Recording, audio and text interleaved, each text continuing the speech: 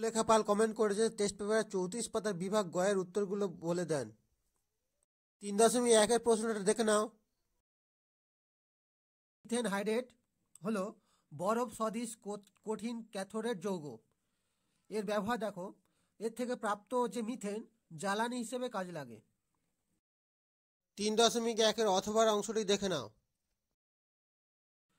বিভিন্ন জৈব যৌগ পচিয়ে বিভিন্ন রাসায়নিক বিক্রিয়া যেমন সন্ধান প্রক্রিয়ায় মিথানল ও ইথানল প্রস্তুত করা হয়। এটি হলো তরল বায়ু ফুয়েল। এর ব্যবহার কি? যানবাহনের জ্বালানি হিসেবে ব্যবহৃত হয়। এবার 3.2 একটা গাণিতিক সমস্যা আছে, দেখে নাও।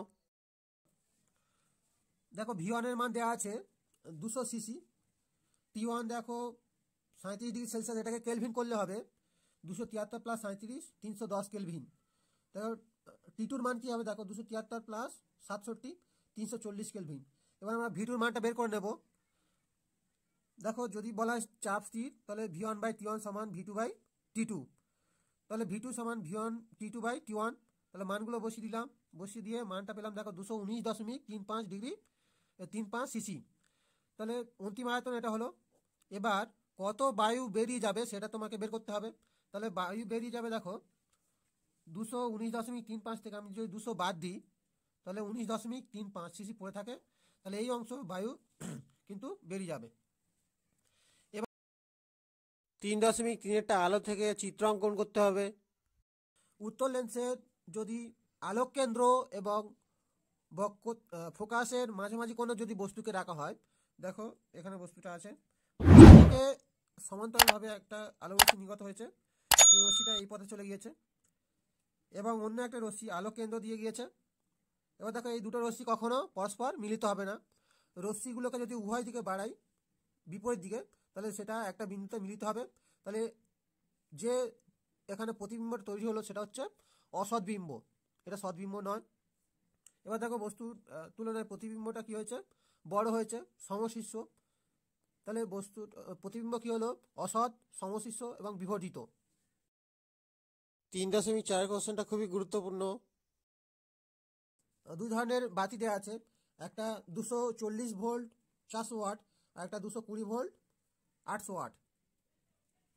এবার দেখো দুটো বাতি আমি রোধ বের করে নিয়েছি। একটা হচ্ছে দেখো R1 সমান জানি আমরা V1/P1 আর R2 V2/P2।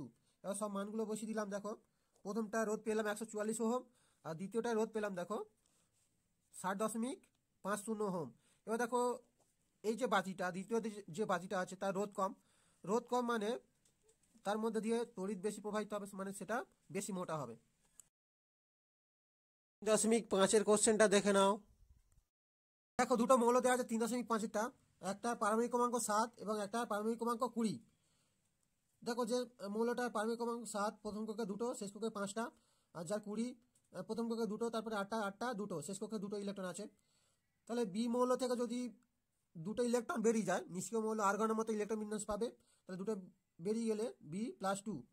এবার দেখো এই যে মৌলটা আছে 5টা ইলেকট্রন আছে, তাতে যদি 3টে ইলেকট্রন গ্রহণ করে নিয়নের মতো ইলেকট্রন বিন্যাস লাভ করবে। 3টে ইলেকট্রন গ্রহণ করলে তাহলে A-3 হলো।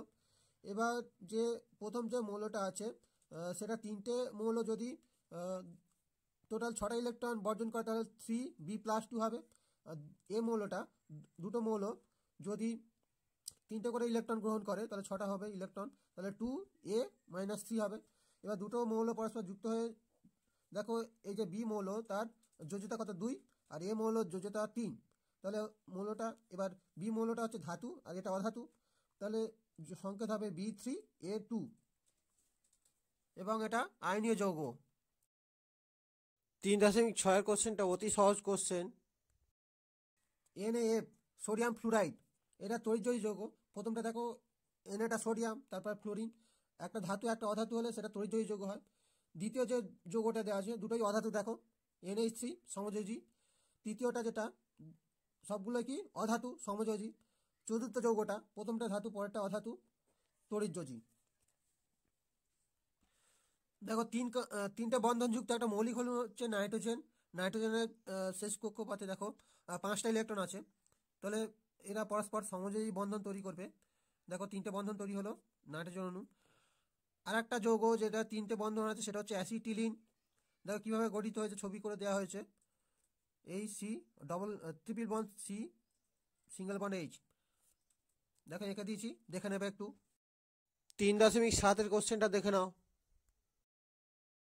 লাইকার অ্যামোনিয়া এবং তরল অ্যামোনিয়ার পার্থক্য কী? দেখো লাইকার অ্যামোনিয়া কি 35% অ্যামোনিয়া জলীয় দ্রবণ লাইকার অ্যামোনিয়া, আর তরল অ্যামোনিয়া কি অ্যামোনিয়া নিম্ন চাপে তরল অবস্থায় থাকে। 2 নম্বর, লাইকার অ্যামোনিয়া হচ্ছে ক্ষারীয় প্রকৃতির, আর তরল অ্যামোনিয়া এটা ক্ষারীয় নয়। 3.7 অথবার কোশ্চেনটা দেখে নাও ভালো করে। অ্যামোনিয়া হচ্ছে অত্যধিক চাপে, যে ওর মধ্যে অ্যামোনিয়াটা থাকে অত্যধিক চাপে থাকে। যখন বোতল খোলা হয় তখন কি হয়, হঠাৎ চাপ কি হয় বেড়ে যায়, ফলে কি হয় প্রচণ্ড গতিতে সেটা বের হয় অ্যামোনিয়া এবং চোখে পড়ার সম্ভাবনা থাকে। এই লাইকার অ্যামোনিয়া হচ্ছে চোখের জন্য খুবই ক্ষতিকারক। এবার বোতলটিতে বরফে ডুবিয়ে যদি ঠান্ডা করা হয় তাহলে বোতলের মধ্যে থাকা গ্যাসের অণুগুলো কী হয়, চাপ কমে যায়, ফলে অণুগুলো সংকুচিত হয়ে যায়, তখন সিপি খুললে আর চোখে ছিটকে পড়ার সম্ভাবনা থাকে না। 3.8 কোশ্চেনটা খুবই ভালো কোশ্চেন। 3.8 যে কোশ্চেনটা আছে দেখো, উত্তপ্ত কপার ছিপিরের ওপর যদি গাঢ় নাইট্রিক অ্যাসিড চালনা করা হয়, দেখো কপার নাইট্রেট, নাইট্রোজেন ডাইঅক্সাইড এবং জল উৎপন্ন হয়। দেখো সমীকরণটা দেখে নাও ভালো করে। 3.8 অর্থভার কোশ্চেনটা দেখে নাও। সিলভার নাইট্রেটের জলীয় দ্রবণে H2S গ্যাস চালনা করলে সিলভার সালফাইড এবং নাইট্রিক গ্যাস উৎপন্ন হয়। সমীকরণটা ভালো করে দেখে নাও। 3.9টা রূপান্তরকরণ। অ্যাসিটিলিনকে যদি প্যালাডিয়াম তাপজ্বালিতে উত্তপ্ত করা হয় 170°C এবং তার উপর দিয়ে যদি হাইড্রোজেন গ্যাস পাঠানো হয়, প্রথমে কি হবে, CH2 ইথিলিন উৎপন্ন হবে এবং পরবর্তীকালে দেখবে CH3 উৎপন্ন হবে একইভাবে। দেখো 2 নম্বর কোশ্চেনগুলো আমি করে দিলাম। এবার কমেন্ট করে জানাবে তোমরা এবিটি এর কোন অংশটা তোমাদের করে দিতে হবে, সেই অংশটা কমেন্ট করে জানাবে, অবশ্যই তোমাদের করে দেওয়া হবে। ভিডিওটা ভালো লাগলে একটি লাইক এবং চ্যানেলটি সাবস্ক্রাইব করে রাখবে পরবর্তী অংশগুলো পাওয়ার জন্য।